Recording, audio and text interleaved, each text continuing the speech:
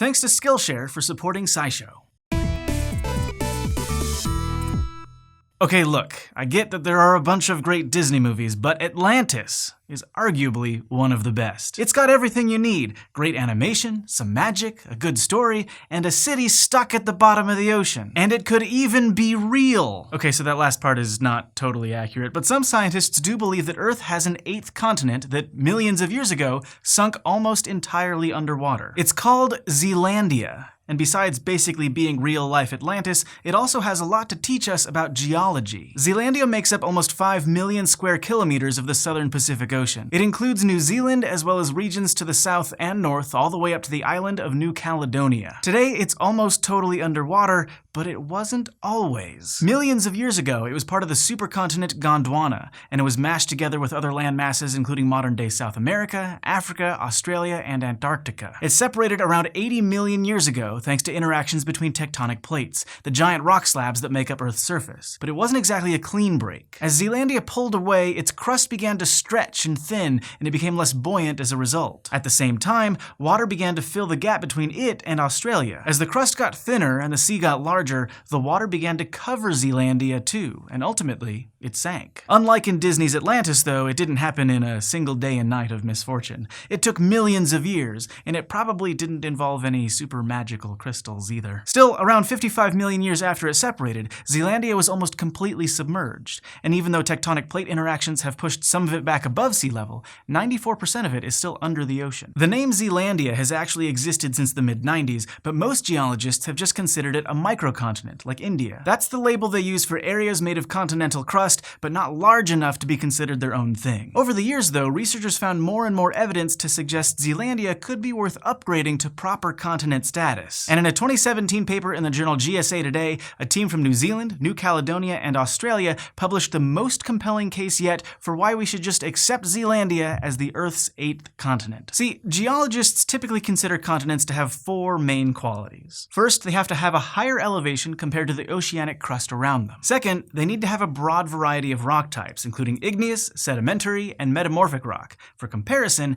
oceanic crust is typically only made of igneous rock, like basalt. Continental crust should also be less dense and thicker than oceanic crust. Typically, the continental stuff is 30 to 45 kilometers thick, while oceanic crust is only 7 kilometers. Finally, continents should have a well-defined, relatively large area. There's no set definition for what that exact area is, but it should be enough to distinguish it from things like continental fragments or microcontinents. These qualities all apply to the traditional continents, and according to this team, they apply to Zealandia too. Even though it's mostly underwater, it's still elevated compared to the oceanic crust around it. It also has a variety of rock types and generally has the right thickness. It's also more than twice as large as the next smallest microcontinent. Most importantly, it's also geologically distinct. It's separated from Australia by a feature called the Quito Trough, which is almost 4 kilometers deep and considered a significant boundary. Not all geologists agree, though. They have a bunch of reasons, but some suggest it's not a geologist's job to figure out what a continent is in the first place. They're there to study different kinds of crusts and features. Others have also made the case that since Zealandia is more like a bunch of different islands than one continuous landmass, it shouldn't count. In response to this, the authors of the paper had a few words. They said that if it weren't for the, quote,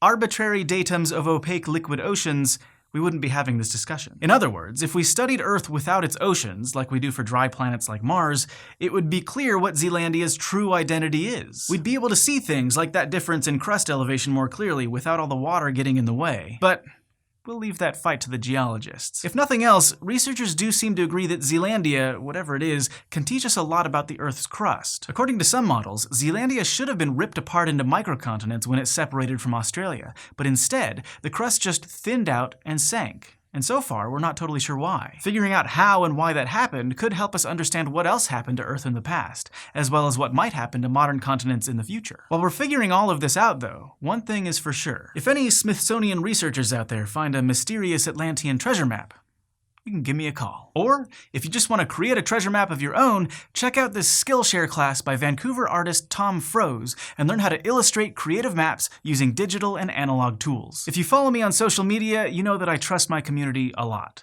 One thing I like about Tom is that he's the same way. This map-making class was requested by his Instagram community, and you can feel how thoughtful he's been in designing the class with them in mind. Like a good map, he gives a great big picture overview, but pays special attention to the details as well. And Skillshare Skillshare is offering SciShow viewers 2 months of Skillshare for free right now. Click on the link in the description to sign up and check out Tom's class or any of over 20,000 classes in art, business, technology, you name it. And if you make a map of Atlantis or Zealandia, let us know in the comments. I want to see it.